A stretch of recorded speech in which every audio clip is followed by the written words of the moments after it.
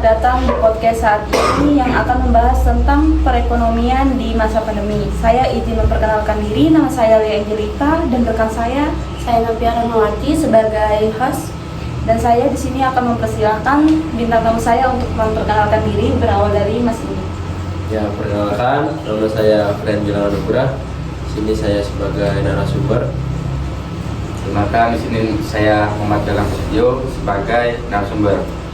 Perkenalkan, nama saya Rizky Fajrah. Di sini saya sebagai narasumber. Oke, saya mulai pertanyaan pertama. Bagaimana menurut Gilang melihat dampak langsung dari pandemi terhadap perekonomian Indonesia? Ya, dampaknya menurut saya itu perekonomian saat adanya COVID-19 itu ya sangat menurun karena pemerintah itu melakukan PPKM yang membuat para pedagang, para pekerja itu banyak mengalami penurunan. Menurut saya gitu sih. Selanjutnya menurut Gilang? Menurut saya hampir sama seperti menurut Mas Gilang ya. Soalnya para pedagang kan pada tutup, terus pekerja-pekerja kantoran kan rata-rata mengalami pendapatan yang menurun sehingga mereka di PHK. Jadi perekonomian di Indonesia ini menjadi turun drastis. Selanjutnya menurut Rizky gimana?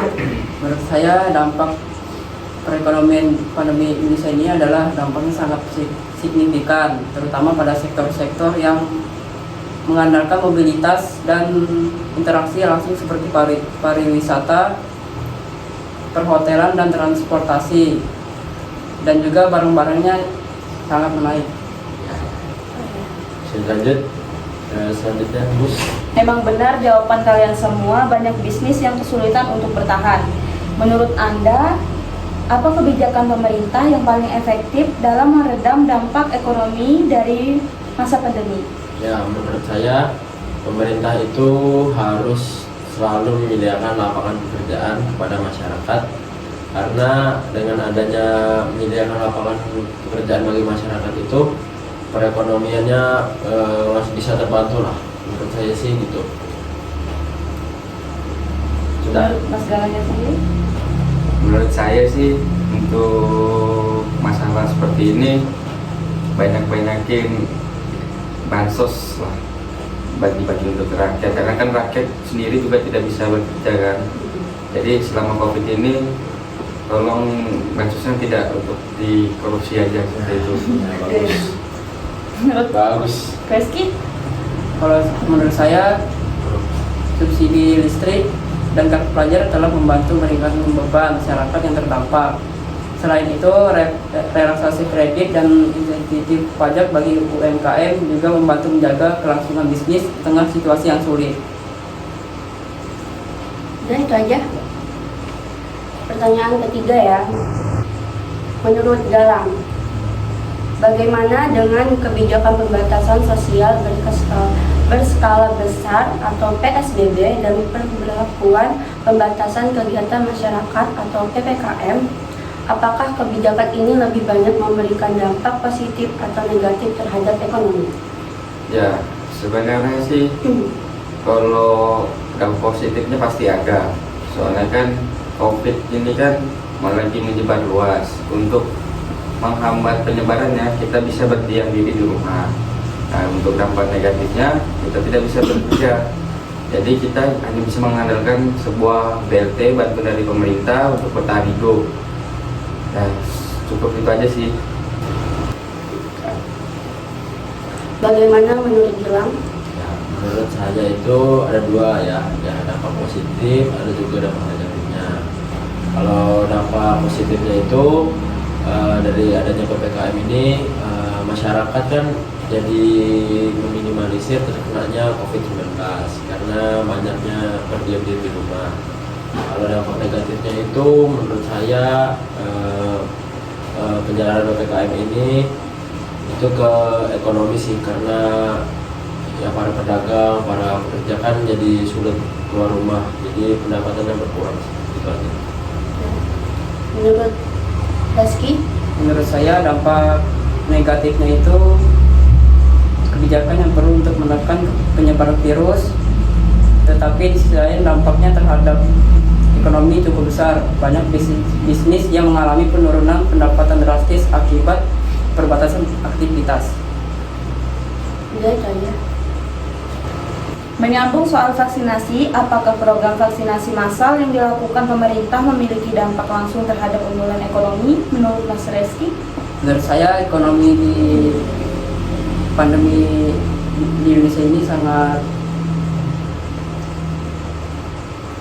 sangat bisa diyakinkan karena bisa membantu rakyat yang kesulitan terhadap ekonominya. Kalau menurut Mas Gilang? Menurut saya adanya vaksinasi massal ini itu sangat membantu sekali ya untuk masyarakat, karena semuanya itu kan biasanya kan vaksin ini kan berbayar ya sebelumnya. Karena rata-rata orang Indonesia ini kan misalnya terjadi COVID-19 ini kan pendapatannya pada berkurang semua, jadi kalau untuk harus vaksinasi berbayar itu cukup memberatkan. Nah, adanya program pemerintah ini sangat bagus sih menurut saya, karena vaksinasi massal ini memberikan vaksin gratis kepada masyarakat, jadi sangat membantu lah menurut saya itu. Kalau menurut Mas Galang? Ya, kalau program vaksinasi massal ini sih menurut saya bagus sekali dari program pemerintah. Soalnya kalau sudah divaksin itu imun kita kan menjadi lebih kuat, lebih aman dari COVID kan. Jadi kita bisa beraktivitas lagi kalau sudah imunnya kuat, seperti membuka usaha-usaha lagi. Jadi bisa mencari duit lagi untuk memperbaiki ekonomi negara. Ya, gitu aja. Oke, pertanyaan selanjutnya ya, menurut Reski, di luar kebijakan pemerintah, bagaimana peran sektor swasta dan masyarakat dalam membantu pemulihan ekonomi di masa pandemi? Menurut saya pemulihan di masa pandemi ini cukup meningkat karena masyarakat bisa membantu perekonomian di pandemi ini.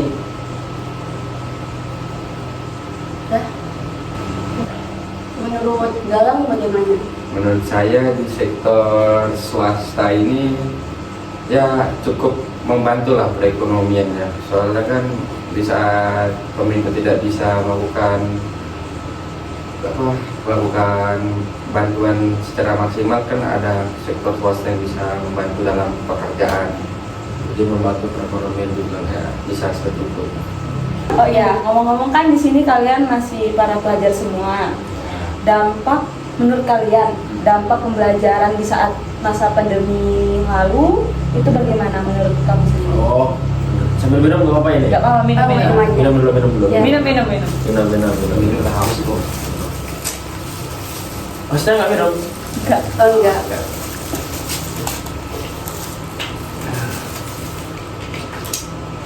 Tadi pembelajaran saat corona ya? Ya.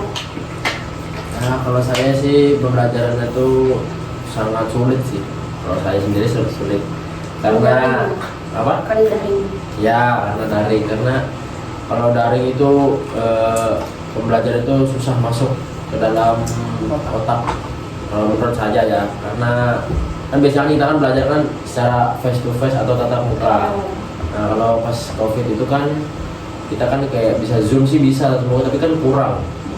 Habis itu ya kurang paham, sama materi-materinya kan kurang masuk juga sih. Kalau menurut saya itu aja. Kalau menurut Reski? Menurut saya di pandemi yang kemarin itu cukup lumayan gak enak sih, karena pembelajarannya itu sangat susah dipahami. Ya betul. Ya karena daring kan. Ya, Galang?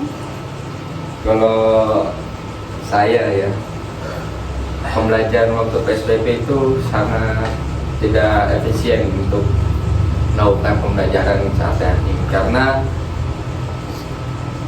kayak ekonomi Indonesia lagi hancur, terus kita daring kan banyak mengeluarkan biaya seperti paket dan lain-lain dan untuk belum ya, membeli laptop segala. belum lagi beli device, belum ada HP kan. Iya. untuk membeli impor lagi dana kan itu kurang efisiensi menurut saya. Dikarenakan kan kita belajar dari daring pun belum tentu bisa paham juga kan, dibandingkan kita secara langsung di sekolah. Langsung aja kadang nggak paham, apalagi daring susah kan. Jadi ya itu, selain susah untuk belajar, susah juga dari ekonominya. Udah itu aja. Itu boleh. Minum. Iya ya. Oke, menurut Mas Galang ya. Mas Galang Hilang loh. Iya ya. Mas Galang ya. Ya, saya Galang. Salah. Kalau saya enggak. Oke, menurut Gilang ya. Ya. Pertanyaannya, apa yang kita harapkan dari normal baru setelah pandemi? Ya, yang saya harapkan setelah terjadinya pandemi ini, perekonomian di Indonesia ini saya harapkan semakin meningkat karena sudah tidak adanya COVID-19 ini. Jadi para pedagang, para pekerja, pengusaha kan sudah bisa normal lagi untuk melakukan aktivitas mencari pendapatannya lah. Nah, itu di sini menurut saya. Apa yang kita harapkan dari normal baru setelah pandemi? Nah, kita harapkan normal baru Ya. dari pandemi.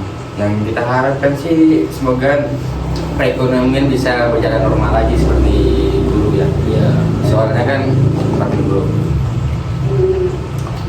Soalnya kan dari pandemi kemarin kan ekonomi kita sangat menurun drastis kan, nggak bisa UMKM tutup, Ya, nggak bisa kerja, pekerja kantor kan banyak yang di PHK juga. Terus dengan adanya normal ini berharapnya bisa kembali normal lagi seperti dulu.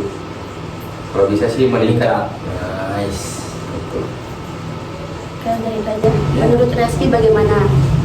Menurut saya perekonomian yang dulu itu sangat meningkat lah pada masyarakat, sehingga banyak yang membeli juga.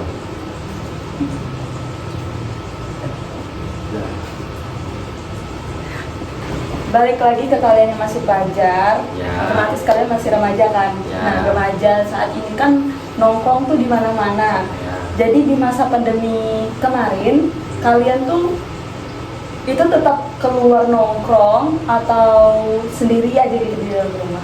Dibanding saya dulu nih. Ya. Ya, kalau saya sih dulu kan namanya masih SMP ya. Kalau COVID kan masih Iya, SMP. ya, masih Ya, SMP. kalau saya itu ya diam-diam di rumah aja, main Bermain. game, biasanya main game, nonton YouTube, TikTok, gitu aja sih, menyendiri lah. Gak pengen keluar rumah, malas aja. Kalau saya sih waktu PSBB, waktu COVID ya di rumah aja kan, PSBB nggak bisa keluar Ya, juga. bisa keluar juga. Dibandingkan nanti saya kena COVID, mungkin keluarga kan, mending saya di rumah aja ya, main HP, terus paginya daring, udah gitu aja sih di rumah. Berarti nggak pure ke luar kayak gitu? Enggak, pure. Paling Kalau- pure beli Indomie. Iya. Kalau Mbak harusnya keluar nggak? Ya namanya kami podcast kan, Ya. jadi kan kami juga kerjanya tuh melalui podcast kami ini, penghasilan kami. Jadi mau nggak mau kami ikut keluar, ya kayak gitu. Tapi ya nerapin protokol kesehatan gitu. Soalnya saya Iya. seperti apa coba? Kayak cuci tangan, pakai masker. Kayak nanti kalau ada tamu tuh duduknya nggak dekatan kayak gini. Jaga jarak. Jaga jarak. Oh, jadi zaman dulu kalian ini podcastnya yang diundang bisa pakai masker. Iya, Iya. masker. Oke, oke, oke. Kalau menurut Rizky, Kalau menurut saya sih COVID kemarin tuh di rumah aja sih, main HP, terus Main nonton game. TV, main game, nah itu Normal. aja sih. Jadi normal. Main game sih Normal. namanya. Main game. Soalnya Nggak kan belajar. belajar kan kita pagi. betul nggak harus belajar sebetulnya ada Iya. Ya, makanya itu Kegiatan daring tugas. itu kan yang menurut kata saya nggak enak ya itu susah membagi waktunya. Kebanyakan mainnya, dan main sama belajar itu susah. pasti dominan ke main. Ya, Soalnya kan kalau di rumah kan waktunya kita main sekolah, waktu kita belajar. Ya. Nggak bisa dong kalau di rumah kita sambil belajar. susah. Bisa banget. Nah, luar biasa dari pembahasan yang tadi, dapat pelajaran yang kita ambil dari krisis ini. Terima kasih banyak untuk para bintang tamu di sini atas wawasan yang sangat berharga. Semoga diskusi kita hari ini bisa memberikan pencerahan bagi para pendengar. Amin, amin, amin. Amin, semoga bermanfaat. Demikian untuk obrolan kita kali ini, saya akhiri. Terima kasih untuk para bintang tamu dan para pendengar. Jangan lupa ikuti terus podcast saat ini. Bye. Dadah. Bye, bye, bye, bye.